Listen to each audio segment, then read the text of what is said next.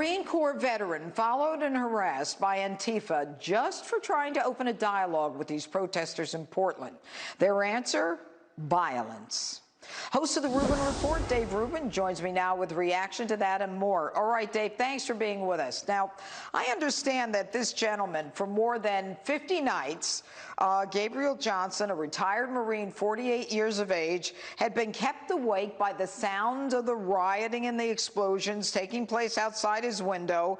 And after 2 months of living in fear, he said that he decided to go out. And he said, at that point, I had counted 82 explosions that night and had thought somebody has to do something. So he decides that he wants to go out and start talking to people. It didn't end well. What can you tell us about it? Yeah, well, there's so much interesting stuff here because, you know, everyone can sort of feel this split that we have in the country right now, whether you want to call it Democrat versus Republican, left, right, conservative, liberal, whatever it is. But I think there's something that really underlies that, which is people that are willing to talk and challenge their beliefs and engage in and people who just believe they are right because they believe it, and that's good enough in and of itself, and damn the other people. And I think we're seeing a lot of this, and this is a really perverse example of it because this poor guy was followed home and everything else, and all he wanted to do was converse with these people. You know, what's happening here also is that the more that the progressive mayor in Portland and Seattle, Los Angeles, and more that they just allow anyone want, because we know they can attack federal buildings, you can stop cars in streets, you can attack police officers, you can light things on fire. I mean, the litany of things is endless. The more they allow that to happen, well, then what they're also saying is the line of what's acceptable will just keep moving. So why not follow someone home? Why not attack someone in a restaurant or attack their car or whatever else you want to do?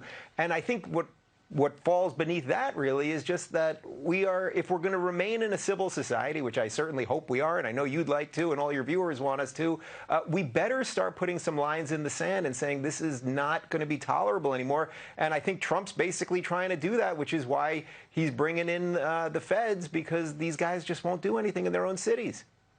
But Dave, just so you know, I mean, the feds, I mean, we're not talking about a whole lot of them. You know, it's just the feds to watch the federal courthouse. No. You know, they have an obligation. They're required. And then in all of these joint task forces. But, you know, the truth is that since there's the so-called bail reform, they let these guys out as soon as the police make the paperwork. That's assuming the police make an arrest. I mean, anarchy is here, Dave. And my concern is if they're following this guy, a Marine Corps vet, home, what's the next step? Okay, there's no police to enforce the law. And what if they don't like what he said? What about this guy who was shot in the head because he had all of these pro-Trump signs in front of his business? Now, they're thinking that murder may have been politically motivated.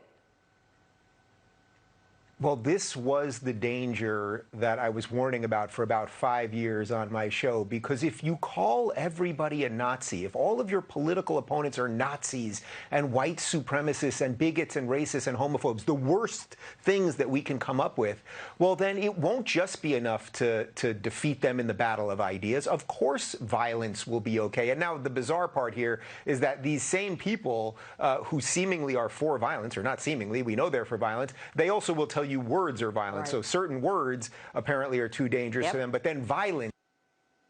That really is the danger of this entire movement. It's not based in something that we can build a society around. If you want to talk about any of the issues that they want to talk about, whatever they believe, I see all sorts of people across the political spectrum that will talk to you. But Dave, if your answer is we're going to, we're going to burn everything down, people won't do it. I've got to cut you off, Dave. All right, Dave Rubin, thanks for being with us tonight. We'll be right back.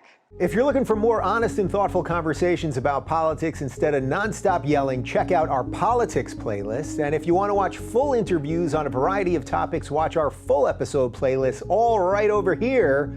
And to get notified of all future videos, be sure to subscribe and click the notification bell.